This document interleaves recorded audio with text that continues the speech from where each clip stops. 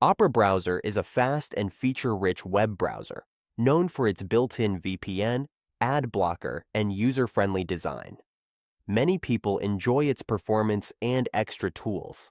However, there may be times when we want to remove it from our laptop.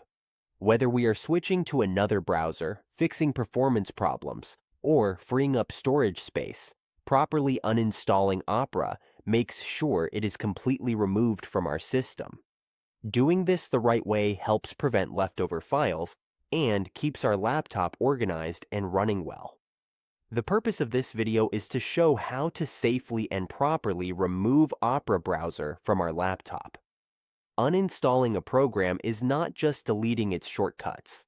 We need to use the system's uninstall feature to make sure all related files and parts are removed.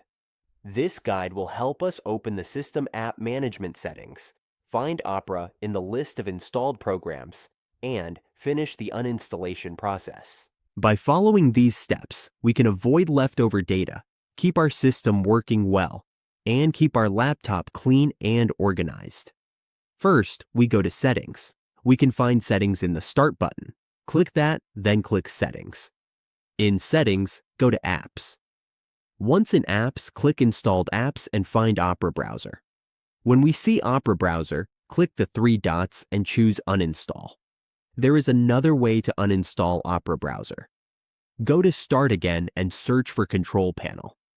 In the Control Panel, we can uninstall programs directly.